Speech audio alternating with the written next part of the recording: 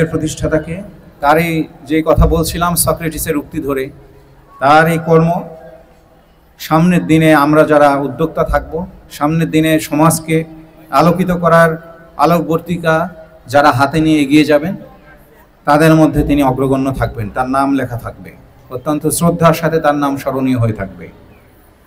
আজকে এই বসন্ত উৎসবে আর একটা কথা আমরা বলতে চাই যে আমাদের নারী সমাজ আমাদের জনসংখ্যার অর্ধেক অংশ। এই সমাজকে পিছিয়ে রেখে বেগম রোকেয়ার কথায় যে একটা গাড়ির দুইটা চাকার মধ্যে একটা চাকা যদি পিছিয়ে থাকে তাহলে কিন্তু সামনের শকট বা চাকাটা গাড়িটা আগাবে না। আলফ্রেড লর্ড টেনিসনের একটা কথা ছিল যে the men will be with the spades and the women will be with the needles. অর্থাৎ পুরুষরা মাঠে কোদাল নিয়ে কাজ করবে, মেয়েরা ঘরে ঘরে সুই সুতা নিয়ে কাজ করবে। 18 সালে সেই কথা কিন্তু এখন আর চলে না। আমরা কিন্তু সেই 18 সালে মায়ের দরকার যদি আমরা শিক্ষিত জাতি চাই। এই জন্যে আজকে যে মেয়েরা এখানে আছে, যে শিক্ষার্থীরা এখানে আছে, এর জীবনকে আলোকিত করা। আমাদের এমপি স্যার একটা কথা বলেন যে আমাদের চৈতন্যের পরিবর্তন হতে হবে, অর্থাৎ আমাদের মনন এবং মস্তিষ্কের পরিবর্তন হতে হবে। এবং এই জায়গায় যতক্ষণ না আমাদের উন্নতি হবে ততক্ষণ আমাদের অর্থের বা পকেটের স্বাচ্ছন্দ্য শিক্ষার আন্দোলন, যে আন্দোলন আমরা রেনেসার সময় দেখেছি, যে আন্দোলন আমরা মধ্যযুগের এনলাইটেনমেন্টে দেখেছি, যে আন্দোলন আমরা রানী ভিক্টোরিয়ার সময় দেখেছি, রানী এলিজাবেথের সময় দেখেছি, সেই আন্দোলন আবার শুরু হোক না। এই স্কুল এই কলেজ থেকে শুরু হোক না এবং এই নারীরা এক একজন দাঁড়িয়ে যাক, এক একজন রানী এলিজাবেথ হিসেবে, এক একজন ভার্জিনা উলফ হিসেবে। তো আমাদের নারীদের কাছে, মেয়েদের কাছে আজকের আহ্বান, যেভাবে ক্যাম্পাস তোমরা রাঙিয়েছো সেভাবে নিজের জীবনকে রাঙাও, নিজের পরিবারকে রাঙাও, নিজের চারপাশকে রাঙাও। আমরা একটা কথা বিশ্বাস করি, একটা ফুলের সার্থকতা, ফুল শুধু ফুটবে এটাই সার্থকতা নাই। একটা ফুলের সার্থকতা তখনই যখন ফুল কয়েকজন ভ্রমরকে মধু দেবে, ফুল তার সুবাস ছড়িয়ে আশপাশে পরিবেশকে সুবাসিত করবে, ফুল তার সৌন্দর্য বিলিয়ে পথিকের দৃষ্টিকে সুশোভিত করবে এবং পথিকের মনে একটা আনন্দের জোয়ার তৈরি করবে। ফুলের বৈশিষ্ট্য এটাই। আমরা এক একটা ফুল চাই, এক একটা সমাজের ঘরে ঘরে, সমাজের প্রত্যন্ত অঞ্চলে এই মেয়েরা কাজ করুক, এই মেয়েদের হাত ধরে নতুন একটা করে ফুলের জন্ম হোক এবং বাংলার প্রতিটি ঘর আলোকিত হোক। এই আশা এবং এই প্রত্যাশা আমাদের আজকের এই মেয়েদের কাছ থেকে। আমি কথা বাড়াবো না। আমাদের একজন চমৎকার বক্তা আছেন, যিনি প্রধান বক্তা এমপি মহোদয়। তিনি অত্যন্ত চমৎকার কথা বলেন, ভেবে চিনতে, যার কথা আমি শুরুতেই বলেছি বক্তব্যের।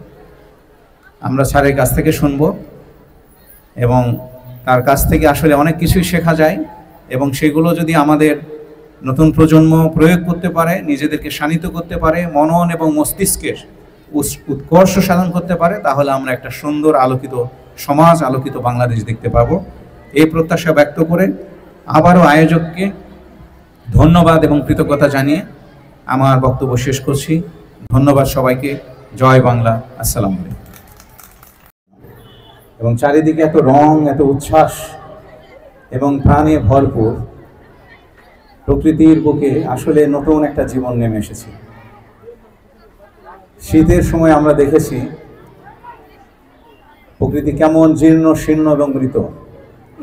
কবি টি.এস. এলিয়ট বলছেন তিনি বসন্তকে ভয় পাচ্ছেন, কারণ পৃথিবীর যে শোক, পৃথিবীর যে দুঃখ, পৃথিবীর যে বেদনা, সব কিছু বসন্ত যখন পৃথিবীতে রঙের আগুন নিয়ে আসে তখন যেন মনে করে দেয় কি হারিয়েছে। এই জন্য কবি বলছেন যে April is the cruellest month, breeding lilacs out of dead land, mixing memory and deserts, stirring dull roots of rain. কিন্তু আজকে লুৎফর রহমান মতিন কলেজে আমরা টি.এস. এলিয়টের হয়তো একটু বিপরীত ধর্মী একটা ছবি আমরা দেখতে পাচ্ছি। এই প্রাণের আগুন এবং বসন্তের যে রং, সেই রং প্রতিটি প্রাণকে ছুঁয়েছে। আমরা দেখেছি আমাদের বিজ্ঞ বিচক্ষণ এবং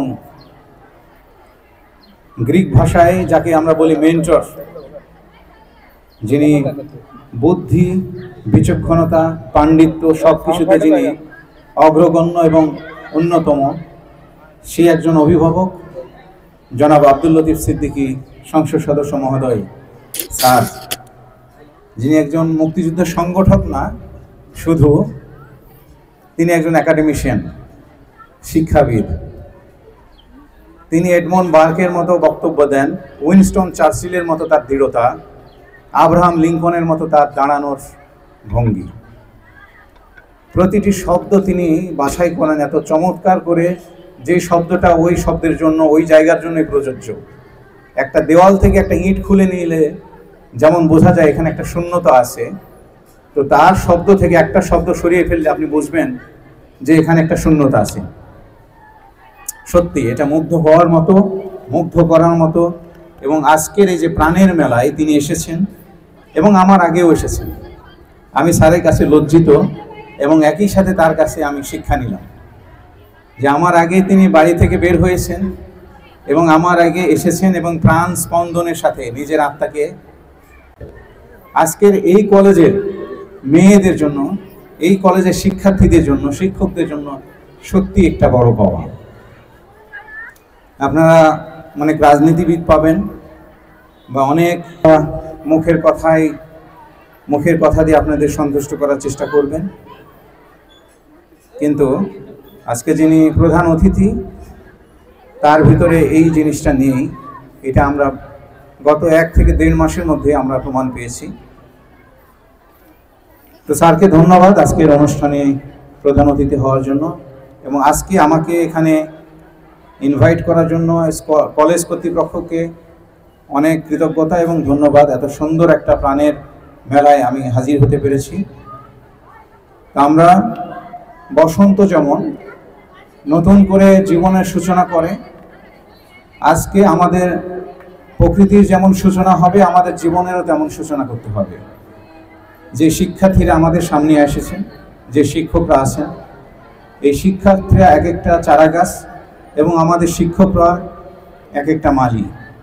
এই চারা গাছের গোড়ায় পানি ঢেলে তাদেরকে ট্রিমিং করে, তাদের উপর নজরদারি তদারকি রেখে তাদেরকে একজন বটবৃক্ষে মহিলে রূপান্তর করার দায়িত্ব আমাদের শিক্ষকদের।